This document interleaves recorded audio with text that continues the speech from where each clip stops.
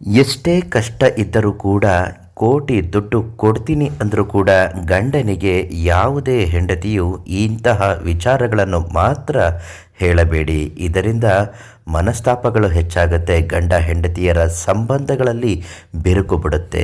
ಯಾವ ವಿಚಾರಗಳನ್ನು ಹೇಳಬಾರ್ದು ಅಂತ ವಿವರವಾಗಿ ಹೇಳ್ತೀನಿ. ವಿಡಿಯೋನ ಸಂಪೂರ್ಣವಾಗಿ ನೋಡಿ. ನೀವಿನ್ನೂ ನಮ್ಮ ಚಾನಲನ್ನು ಸಬ್ಸ್ಕ್ರೈಬ್ ಮಾಡಿಲ್ಲ ಅಂದರೆ ಮೊದಲು ಈ ಕೂಡಲೇ ಸಬ್ಸ್ಕ್ರೈಬ್ ಮಾಡಿ. ನಿಮ್ಮ ಜೀವನದ ಸಮಸ್ಯೆಗಳು ಶಾಶ್ವತ ಪರಿಹಾರ ಆಗಬೇಕು ಅನ್ನುವುದಾದರೆ ಶೇಷಗಿರಿ ಭಟ್ ಗುರುಗಳಿಗೆ ಒಂದು ಕರೆ ಮಾಡಿ.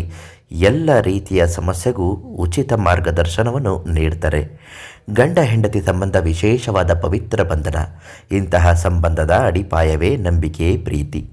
ಗಂಡ ಹೆಂಡತಿ ಎಷ್ಟೇ ಮುಕ್ತವಾಗಿದ್ದರೂ ಹೆಂಡತಿ ಕೆಲವು ವಿಚಾರಗಳನ್ನು ಕುರಿತು ಗಂಡನಿಗೆ ಎಂದೂ ಹೇಳಲು ಸಾಧ್ಯವಾಗುವುದಿಲ್ಲ, ಹೇಳಲೂಬಾರದು. ಆ ವಿಚಾರಗಳು ಯಾವುದು ಅಂದರೆ, ತಾವು ಹಿಂದೆ ಯಾವುದಾದ್ರೂ ಒಬ್ಬ ಹುಡುಗನನ್ನು ಇಷ್ಟಪಡುತ್ತಿದ್ದರೆ ಆ ಕ್ರಶ್ ಬಗ್ಗೆ ಯಾವುದೇ ಕಾರಣಕ್ಕೂ ಹೇಳಬೇಡಿ.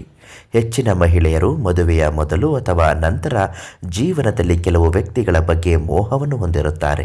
ಅವರನ್ನು ಮಹಿಳೆಯರು ತುಂಬ ಇಷ್ಟಪಡುತ್ತಾರೆ.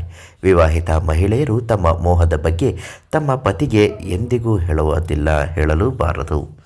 ಇನ್ನು ಇಷ್ಟವಿಲ್ಲದಿದ್ದರೂ ಗಂಡನ ನಿರ್ಧಾರಕ್ಕೆ ಒಪ್ಪಿಗೆ ಕೊಡುವುದು. ನೆಮ್ಮದಿ ಮತ್ತು ಒತ್ತಾಯ ರಹಿತ ಜೀವನಕ್ಕೆ ಮಹಿಳೆಯರು ಹೊಂದಾಣಿಕೆ ನಡೆಸುತ್ತಾಳೆ. ಸಂಸಾರದಲ್ಲಿ ಅಥವಾ ಕೆಲವು ವಿಷಯಗಳಿಗೆ ಸಂಬಂಧಿಸಿದ ನಿರ್ಧಾರಗಳನ್ನು ಕೆಲವೊಮ್ಮೆ ಹೆಂಡತಿ ಒಪ್ಪುವುದಿಲ್ಲ, ಆದರೆ ಆಕೆ ಯಾವಾಗಲೂ ಗಂಡನ ನಿರ್ಧಾರವನ್ನು ಬೆಂಬಲಿಸುತ್ತಾಳೆ. ಮನೆಯಲ್ಲಿ ಯಾವುದೇ ರೀತಿಯ ತಕರಾರು ಆಗಬಾರದು ಎಂಬುದು ಮಾತ್ರ ಇದರ ಹಿಂದೆ ಇರುವ ಪತ್ನಿಯ ಉದ್ದೇಶವಾಗಿರುತ್ತೆ. ಹಾಗೂ ಅನಾರೋಗ್ಯವನ್ನು ಮರೆಮಾಚುವುದು. ಸಾಮಾನ್ಯವಾಗಿ ಮಹಿಳೆಯರು ಕೆಲವು ರೀತಿಯ ಸಣ್ಣ ಅಥವಾ ದೊಡ್ಡ ಕಾಯಿಲೆಗಳಿಂದ ಬಳಲುತ್ತಿದ್ದರೆ ಹೆಚ್ಚಾಗಿ ಹೆಂಡತಿ ತನ್ನ ಅನಾರೋಗ್ಯದ ಬಗ್ಗೆ ಪತಿಗೆ ಹೇಳುವುದಿಲ್ಲ. ಗಂಡನ ಸಮಸ್ಯೆಗಳನ್ನು ಹೆಚ್ಚಿಸುವುದು ಹೆಂಡತಿಗೆ ಇಷ್ಟವಿಲ್ಲ ಎಂಬುದು ಇದರ ಹಿಂದಿನ ಕಾರಣವಾಗಿರುತ್ತದೆ. ಮತ್ತು ಯಾವುದೇ ಕಾರಣಕ್ಕೂ ಗಂಡನ ಒಂದು ಒತ್ತಾಯಕ್ಕೆ ಮಣಿದು ನೀವು ಅವನೊಂದಿಗೆ ಹಾಸಿಗೆಯನ್ನು ಹಂಚಿಕೊಳ್ಳಬೇಡಿ. ಇದು ನಿಮ್ಮ ನಿರ್ಧಾರವೂ ಆಗಿದ್ದರೆ ಮಾತ್ರ ಒಳ್ಳೆಯದು. ಸರಸ ಸಲ್ಲಾಪವು ಇಬ್ಬರ ಒಪ್ಪಿಗೆಯಿಂದ ಆದರೆ ಮಾತ್ರ ಅದಕ್ಕೆ ತೃಪ್ತಿ ಮತ್ತು ಪ್ರಯೋಜನ. ಇಲ್ಲದಿದ್ದರೆ ಮನೆಗೆ ದೋಷಗಳು ಬರುತ್ತೆ, ಮನೆಗೆ ಕೆಟ್ಟ ದರಿದ್ರಗಳು ಆವರಿಸುತ್ತದೆ. ಕಣ್ಣೀರಿನಿಂದ ಏನನ್ನು ಸಾಧಿಸಲು ಸಾಧ್ಯವಿಲ್ಲ.